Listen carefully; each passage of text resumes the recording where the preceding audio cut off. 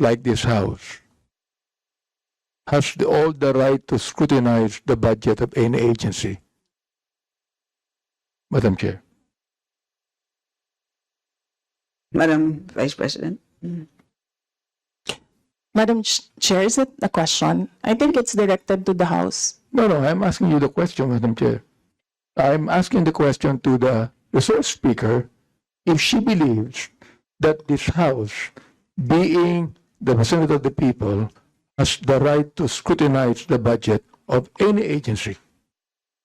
Right, precisely. That's why I say I will leave it to the Only House yes of or no, Madam Representatives to decide Madam on Chair. the proposal Madam Chair, as presented. excuse me, Madam Chair, that can only be answerable by yes or no. We, again, Chair would like to remind our guests to please be responsive to the queries of the members in the most direct manner. So please proceed, Madam Vice President. I already answered. Answer po ba yes or Madam no? Chair, perhaps my ears are not very clear, so I would like to find out if she answered yes, Madam Chair. And I will leave it to the House of Representatives I to do not decide on need her the to explain, Madam proposal Chair. as Madam presented. Chair, she has been answering the same answers since we started this query and this hearing. What I just want to ask, Madam Chair, is very simple. A simple answer of yes or no.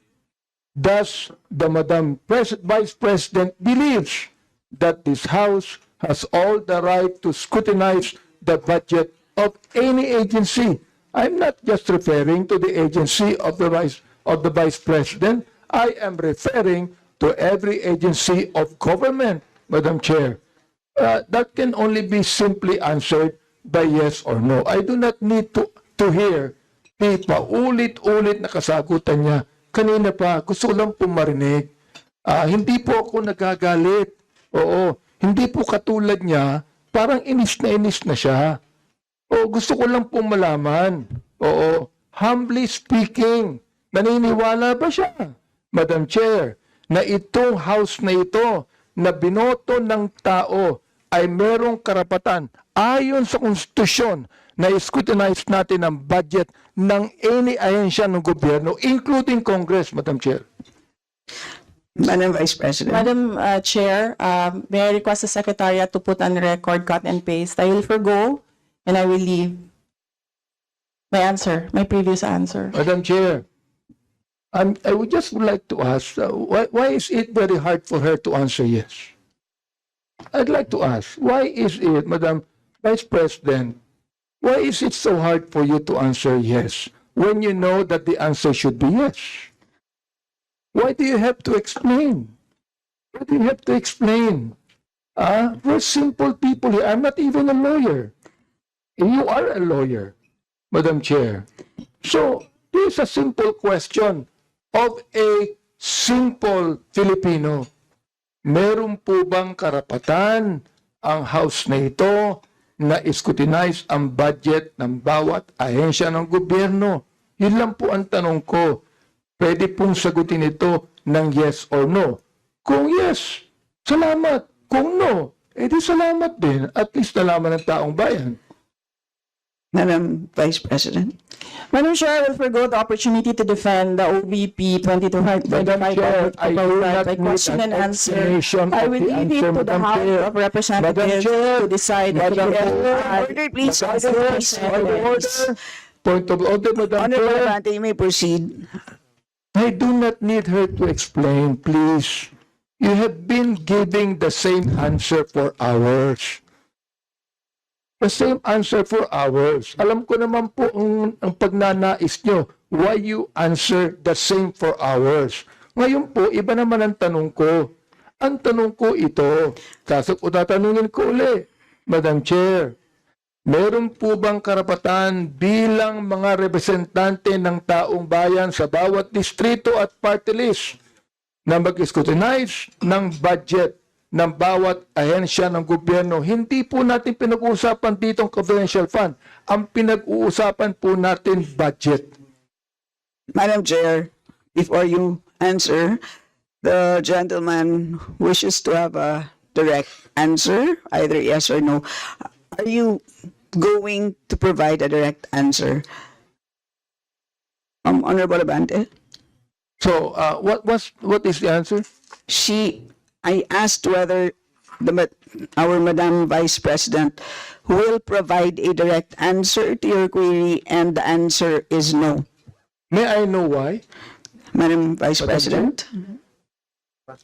And her answer is no as well. I don't think that would be the right answer, Ms. The question is, may I know why? And her answer is no.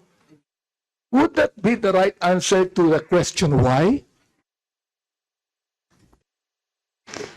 Madam Vice Madam Chair. President, do you wish to comment?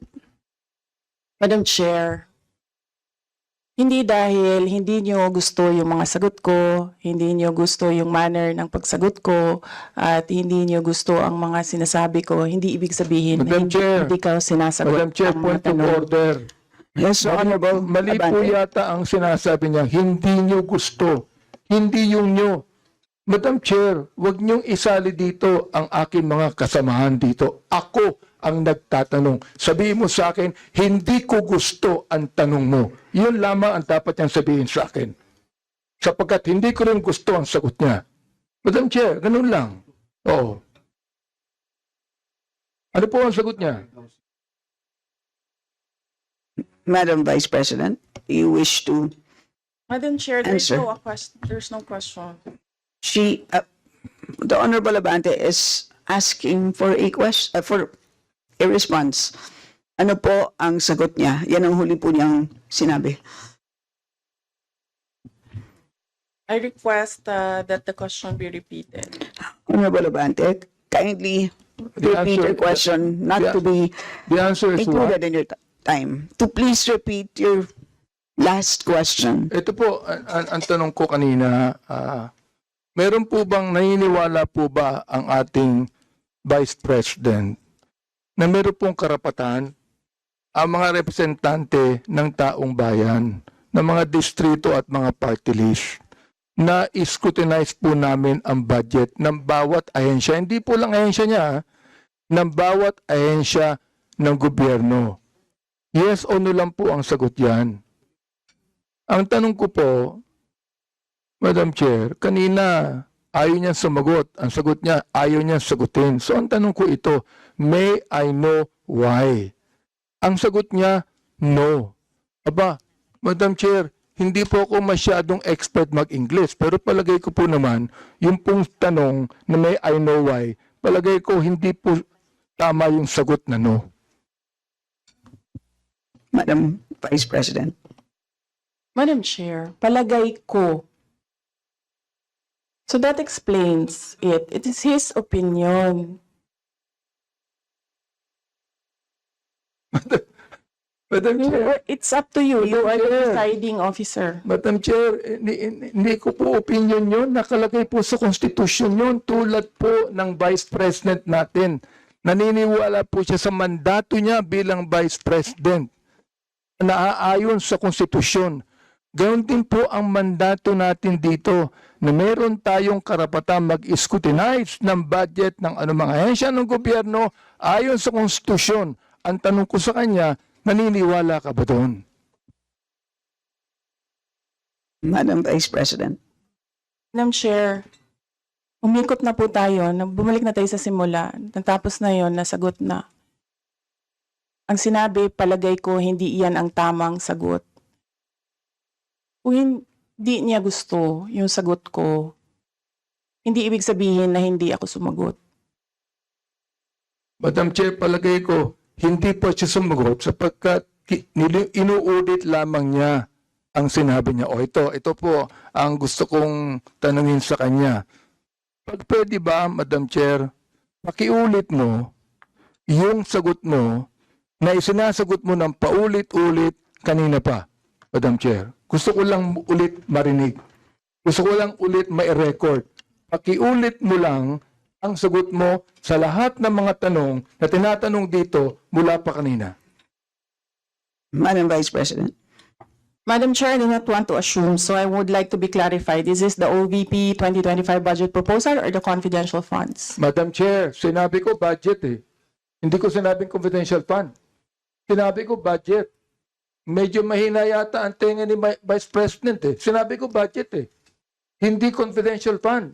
Sinabi ko na wala akong pakialam sa confidential fund. Ang pakialam ko ganito.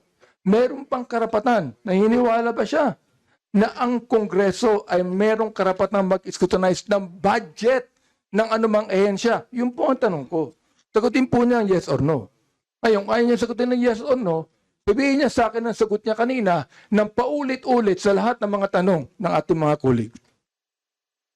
I will forgo the opportunity to defend the Office of the Vice President 2025 budget proposal by question and answer, and I will leave it to the House of Representatives to decide on the proposal as presented. Madam Chair, maraming salamat po. Ibig sabihin po, yung kasagutan niya na paulit-ulit, naniniwala siya na merong karapatan ang Kongresong ito na i-scrutinize ang budget. Kahit ang budget na yan nagsimula ng 2023, meron pa rin karapatan ang Kongresong ito na i-scrutinize ang budget. Maraming salamat, Madam Chair. Maraming salamat po, Vice President. Salamat. Next to interpolate is Honorable Richard Gomez.